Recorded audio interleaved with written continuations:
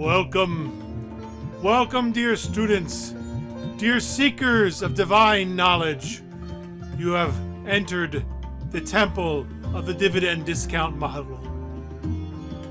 The dividend discount model, where you will learn ancient secrets that will make you become official investment gurus. You must study, you must work every day.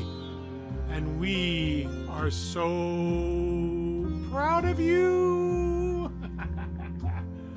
Okay, enough of that. Let's dial that down. Okay. Oh, wait, turn the volume. There you go. My apologies. You know, what you're going to find is that the calculations are actually very simple. What's difficult are the words that we're going to use.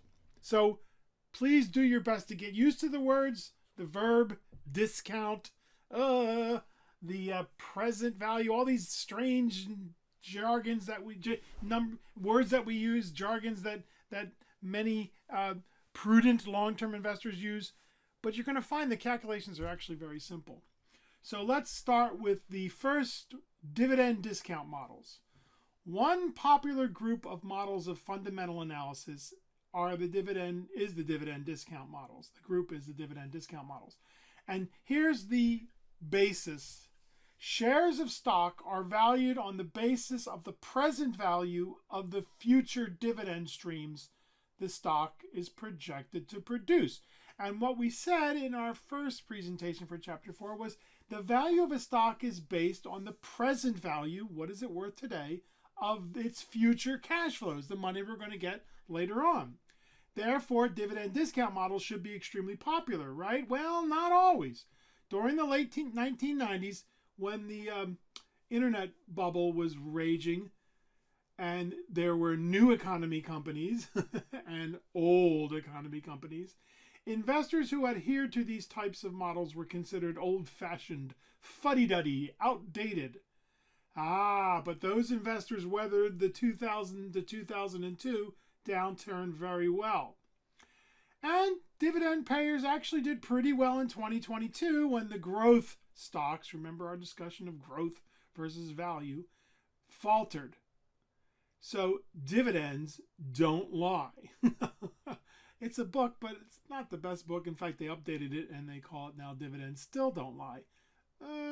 You can read it if you want. Read One Up on Wall Street, A Random Walk Down Wall Street first, please. So let's take a look at our first dividend discount model. You're going to want to have the formula sheet printed out or on the screen somewhere because we're going to use it. The discount rate, oh my goodness, it's just a unfortunate term because it has nothing to do with going to the store and getting a discount on produce or clothing or whatever. The discount rate is the required rate of return. We also call it the desired rate of return. We also call it the expected rate of return. So make sure you understand all four because we're going to use all four interchangeably. The discount rate is the required rate of return that we investors choose to calculate the value of shares of a stock using the dividend discount models. And what we're going to find is that these valuations, these predicted valuations, are very sensitive to our required rate of return. Our results will vary wildly depending upon our choice of the required rate of return. And this just makes sense. The fact that everyone has a different expectation, a different desire, a different required rate of return means that different investors will expect and demand different stock prices. Somebody's happy with 6%, somebody else wants 10, and some people want 15%. And there's a quote that is attributed to Mark Twain, and it makes a lot of sense when you think about it, but at first it's like, what are you talking about? It is the difference of opinion that makes horse races. In other words, if everybody bet on the same horse, it wouldn't be a race, would it? So that's why what we're going to see is that all we have to do is change our required rate of return, and these models will vary wildly. Yeah. So the first model, slide 8, is the zero growth model. And what we're going to do with the zero growth model is we're going to assume that this company will continue to pay us the same amount of dividends in perpetuity. Okay, so it's a very simple formula. We take the value of the stock and we divide it by the required rate of return. I'm sorry, what did I say? I said it wrong. The value of the stock is equal to the annual dividends divided by the required rate of return. My apologies. I'm looking at the thing. So it's very simple. If we have a company that's paying us $3 per share and they've been paying us $3 a share for years, we say, okay, if our required rate of return is 6%, then we take $3 divided by 6%, and we think the stock should be worth $50. If it were 10%, it would be different. If it were 5%, it would be different. So it depends on our required rate of return. Does it look familiar? For you math fans, it's simply another way to view the dividend yield. When we discuss the dividend yield, we put the annual dividends over the market price, and that gave us the yield. What we're doing now is we're basically swapping the market price with the value of the stock and the dividend yield with the required rate of return. And if you don't know what I'm talking about, don't worry about it. It's just another way to look at the dividend yield. Investors who emphasize the zero growth model are valuing the stock almost exclusively for its dividend yield. What is the current income the stock is generating from its dividends? We're not worried about capital gains. We want dividends. So here's an example.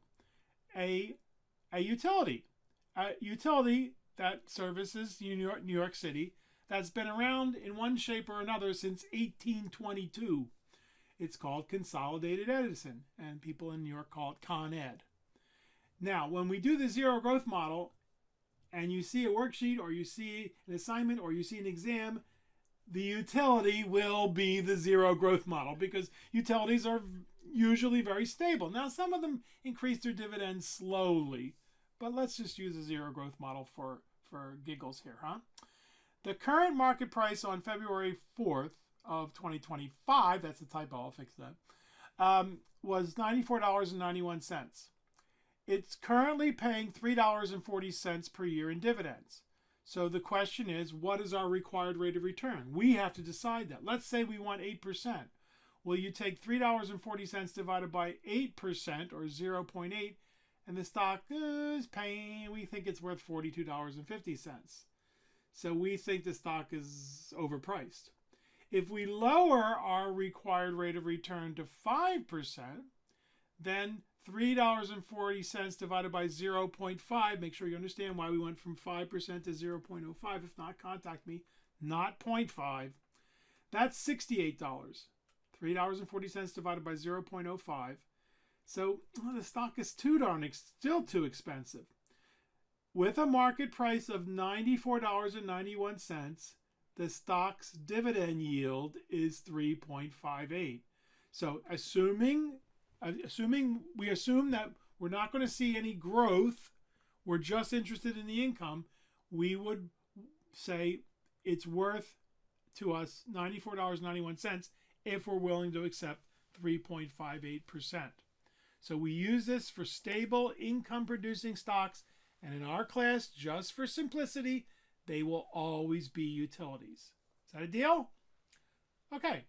Now, you're going to want to pull out worksheet number 1 eventually and do the first few problems. That will be the zero growth model and our next model, which is the Gordon growth model, also called the constant perpetual growth model, which I think is a silly name. Sounds like it came from the Department of Redundancy Department. Constant and perpetual mean the same thing, don't they?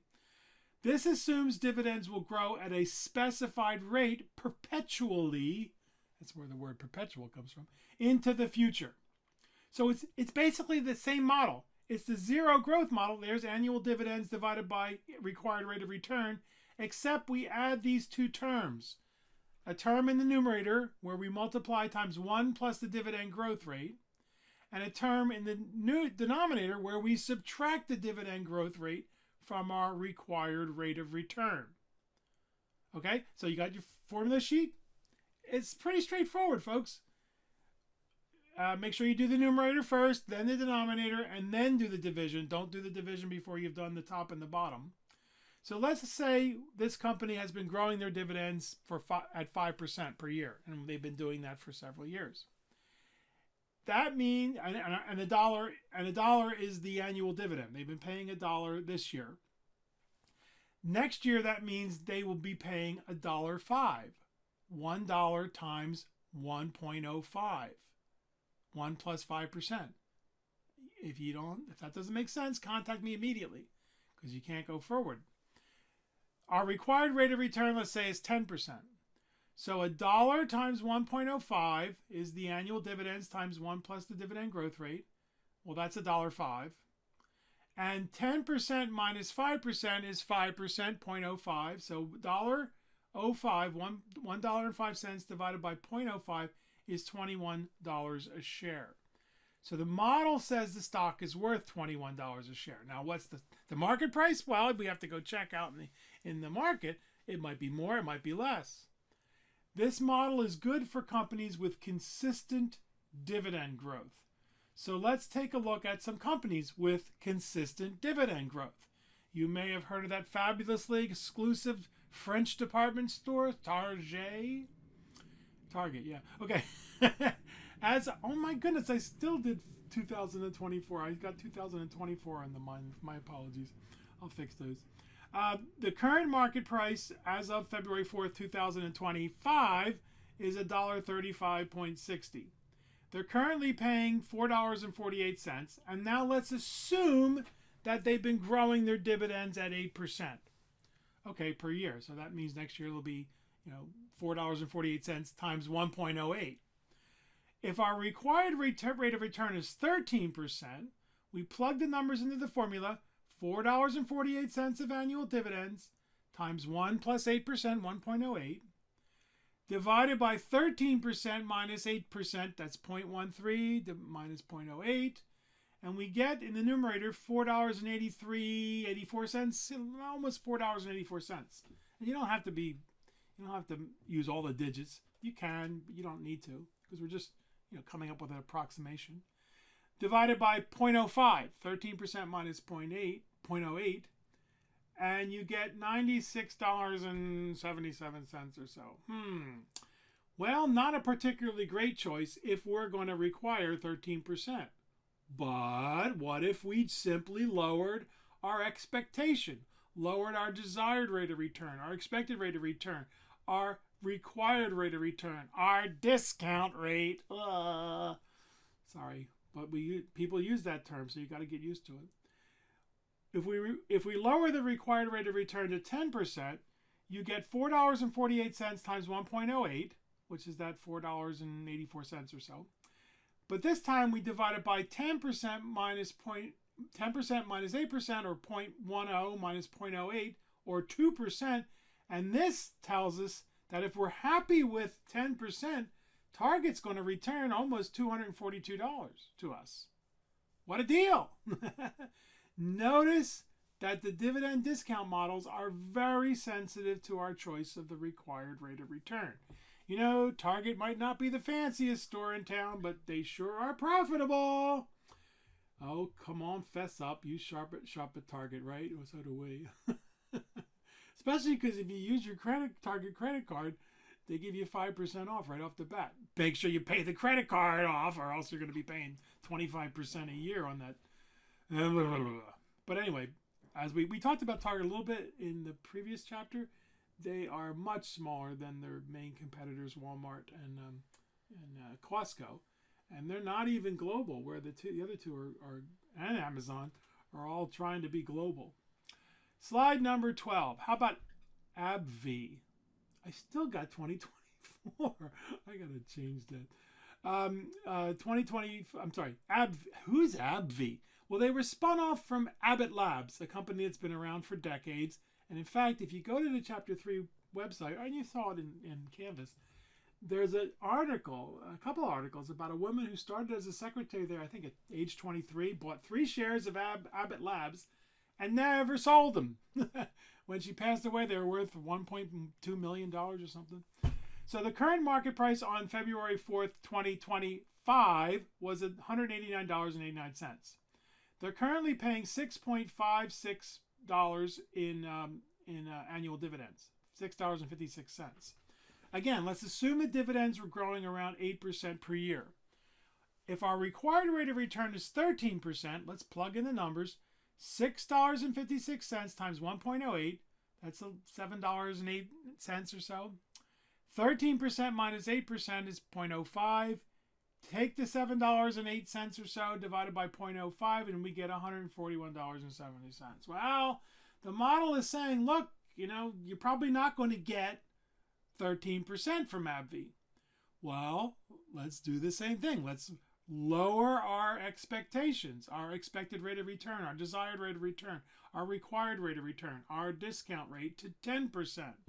Now, if our required rate of return is 10%, you get $6.56 times 1.08, or that same $7.85 or so. 8.5 cents, divided by 0.02. And AbbVie looks like a screaming good deal at over $350. Now, folks, do we really expect that this is going to be reality? No. The model is simply pointing us to companies like AbbVie. We need to spend a whole lot more time researching their products, their competitors, their customers, suppliers, and we're going to learn about the value line soon, see what they have to say about them, and then maybe you're interested in looking at what Morningstar has to say, and CRFC, or whatever its name, I can't remember the name, CRFA, which used to be Standard & Poor's, but they spun it off. And other research organizations say all the articles you can find about them, the annual report. We'll learn how to look at the financial statements. Yeah, you just don't run this model and say, okay, I'm gonna buy it. Next company, Illinois Toolworks. Huh? Who are they? What is Illinois Toolworks? Well, folks, they're one of the companies that have been around for over 100 years. You never hear about them, but you are surrounded by their products and you don't even know it. So check them out. Again, I didn't change to 2024. I want to go back in time, I guess. On February 4th, 2025, the market price was $254.80. They're currently paying $6 in annual dividends. And again, let's assume the dividends are growing around 8% a year. Our required rate of return is 13%. So $6 times 1.08, that's $6.48, divided by 5%, 13% minus 8%, gives us $129.60. But if we lower our required rate of return to 10%, then $6 times 1.08 gives us $6.48. But now we divide it by 0.02, 10% minus 8%, and the model is saying the model believes that the stock is worth $324. Maybe we ought to spend more time researching Illinois Toolworks. Because when your friends at a cocktail party say they bought NVIDIA and they sold it because it went down, they bought it again and it went up, and oh my goodness, you say, well, you know what? I've been researching Illinois Toolworks. And they'll say, who? Cool. How about Packaging Corporation of America? What do you think they do? What do they make? Yeah, they make cardboard boxes, folks. People get all excited about Amazon, other online retailers. I say, what are those things that you buy at Amazon? What do they come in? Well, sometimes they come in a bag, but a lot of times they come in a cardboard box. What has Packaging Corporation been doing since 1867? Making cardboard boxes. The current market price is $210.64, currently paying $5 in annual dividends. And let's assume that the dividends are also growing around 8% per year.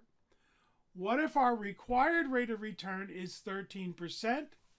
Well, if we run the numbers, $5 annual dividends times 1.08 gives us $5.40.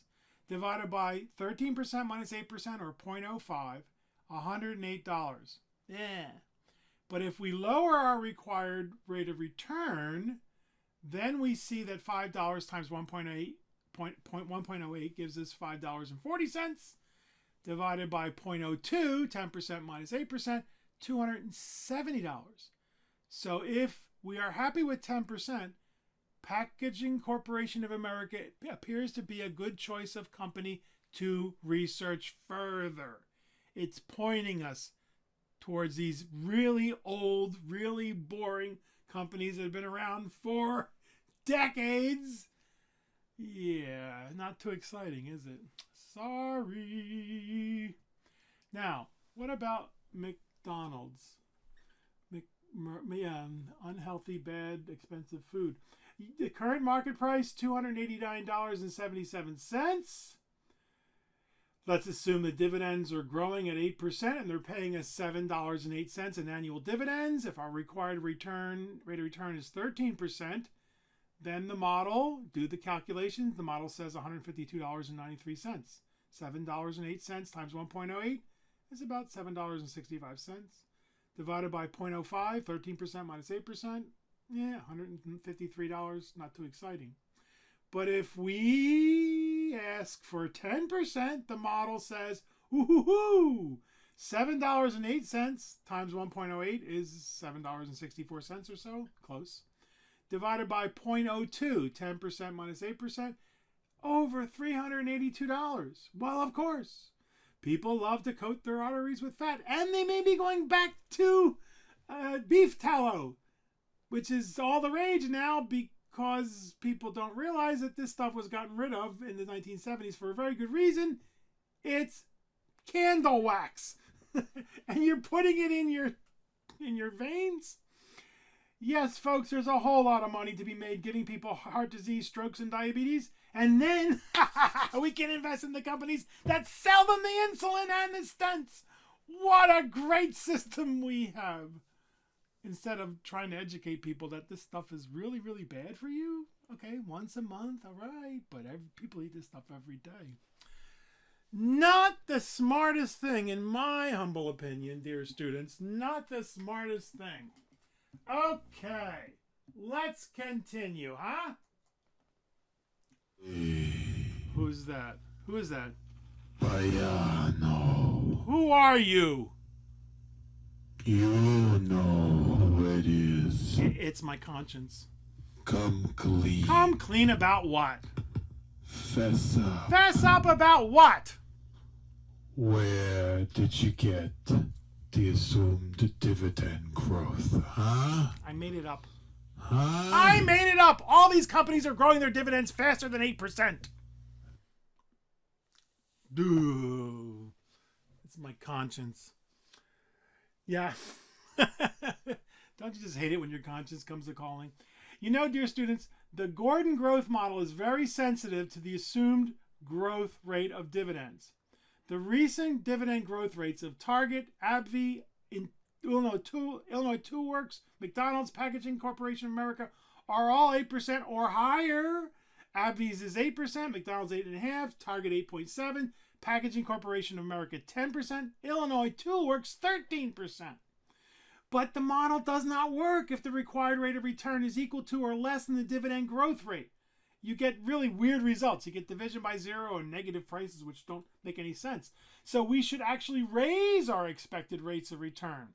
They're better buys than what the model is telling us for our 10% and 13% rates of return. Now, folks, these are large companies with long histories of rising dividends, but they're not alone. However, lately, in my humble opinion, it's been harder and harder to find good prospects using this particular model, which in my humble opinion means that stocks are very expensive. Now, does that mean we should all sell? No. They can remain expensive for a very long time. And as Peter Lynch once said, more money has been lost from people waiting for stocks to fall than when stocks actually did fall.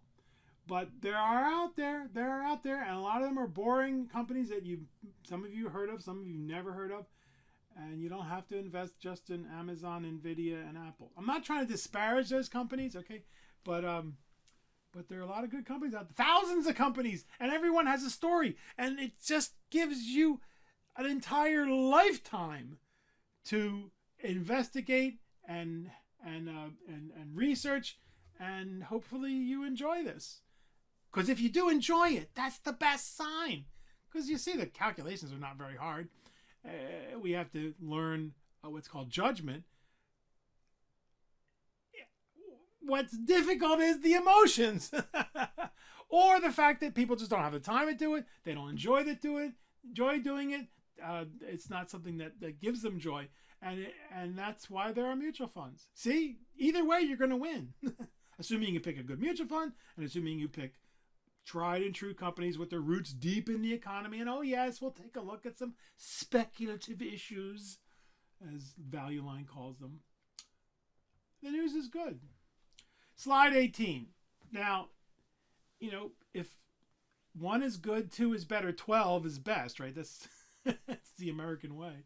More is better, right? Not necessarily. The constant growth model takes the Gordon growth model one step further. It assumes that dividends will continue to grow at a specified rate for a specified number of years. And I know it looks impressive, but here, this is the Gordon growth model using math terms.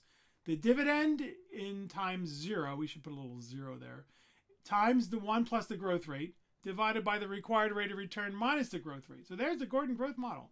Just as we moved from the 0 growth model to the Gordon growth model. Now we add this term to account for the growth of a number of years. And what's the question mark means? We're not going to use this one. Don't use it. Use it if you want. It's up to you. But no, we're not going to use it. The model takes the Gordon growth model one step further, adding a term to account for constant growth for a number of years, just as the Gordon growth model evolved from the 0 growth model, adding an additional term, or 2 terms actually, to account for the consistent growth of dividends.